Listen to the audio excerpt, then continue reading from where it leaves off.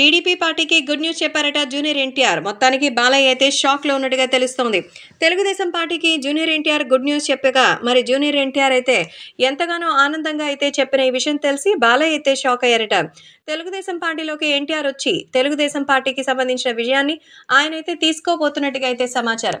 So Telugu Desam పార్టీకి ఎన్టీఆర్ వస్తే ఎలా ఉంటుందన్న విషయం ఇప్పుడు సోషల్ మీడియాలో సైతం ఎంతో ఆశ్చర్యపరుస్తోంది. అందుకే జూనియర్ ఎన్టీఆర్ ఈ నిర్ణయం తీసుకున్నట్టుగా అయితే సమాచారం.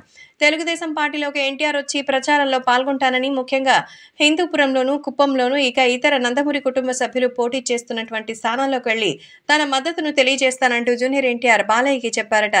ఈ విషయం తెలిసిన బాలయ్య ఒక్కసారిగా ఆశ్చర్యపోయారు. ఇంతవరకు విమర్శించడాలు తప్ప ప్రశంసించడాలు, లేకపోతే జూనియర్ ఎన్టీఆర్ గురించి పాజిటివ్గా ఏ రోజు సైతం బాలకృష్ణ బహిర్గతంగా చెప్పలేదు. అప్పుడెప్పుడో బృందావనం సినిమా టైంలో ఏదో చెప్పారు. ఆ తర్వాత కథానాయకుడు మహానాయకుడు సినిమాకి సంబంధించిన ప్రీ రిలీజ్ ఈవెంట్లో పాల్గొన్నారు తప్ప ఎన్టీఆర్ని బాహాటంగా ఆయన అభినందించింది లేదు. సో అలాంటిది ఇప్పుడు స్వయంగా జూనియర్ ఎన్టీఆర్ తెలుగుదేశం పార్టీ కోసం వస్తున్నారని ఆ గుడ్ న్యూస్ చెప్పడంతో నందమూరి బాలకృష్ణ షాక్ అయిపోయారట. ఎన్టీఆర్ ఇప్పుడు సాధారణమైన హీరో కాదు, గ్లోబల్ స్టార్.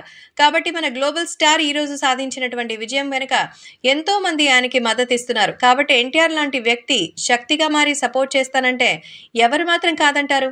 తెలుగుదేశం పార్టీ విజయానికి ఎన్టీఆర్ కూడా ఓ కారణం కావాలంటూ ఆల్ ది బెస్ట్ చెప్పారట నందమూరి బాలకృష్ణ.